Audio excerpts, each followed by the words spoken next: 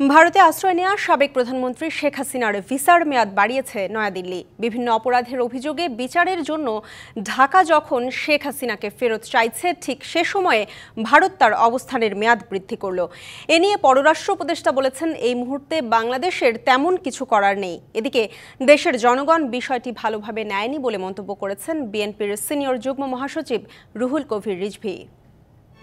গত বছরের 5ই আগস্ট ছাত্র জনতার অভ্যুত্থানে ক্ষমতাচ্যুত সাবেক প্রধানমন্ত্রী শেখ হাসিনা দেশ ছেড়ে ভারতে পালিয়ে যান। তখন থেকেই ভারত সরকারের আশ্রয়ে দিল্লির একটি বাড়িতে অবস্থান করছেন তিনি।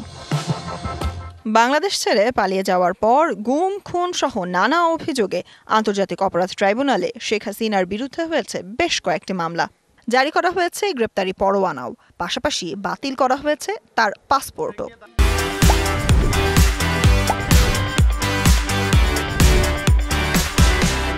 এদিকে বাংলাদেশের সাবেক প্রধানমন্ত্রীকে ফিরিয়ে বিচারের মুখোমুখি করতে ভারতের কাছে চিঠি দিয়েছে পররাষ্ট্র মন্ত্রণালয়। তবে এখনো পর্যন্ত দিল্লি থেকে এই বিষয়ে কোনো প্রতিক্রিয়া পাওয়া যায়নি বলে জানিয়েছে ঢাকা।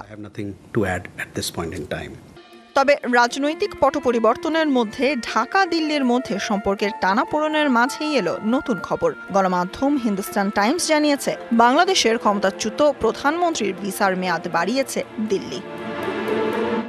এমন খবরে পররাষ্ট্র উপদেষ্টা তৌহিদ হোসেন জানান, এই বিষয়ে এই মুহূর্তে ঢাকার বেশি কিছু করার নেই। এটা আগে জানতাম না, পত্রিকা দেখে জেনেছি, এটুকুই। আসলে আমার কিছু বলার নেই। এদিকে এক প্রতিক্রিয়ায় বিএনপির সিনিয়র যুগ্ম মহাসচিব রুহুল কবির রিজভী বলেছেন, শেখ হাসিনার ভিসার মেয়াদ বৃদ্ধি ভালোভাবে নেয়নি জনগণ। সেই হত্যাকারীকে একটি গণতান্ত্রিক দেশ কিভাবে তাকে আশ্রয় দিয়ে সেখানে তার ভিসার মেয়াদ বাড়ান, এইটা সারা দেশের বাংলাদেশের মানুষ এটাকে ইতিবাচকভাবে নেয়নি। Sultana Swarna, DBC news, Dhaka.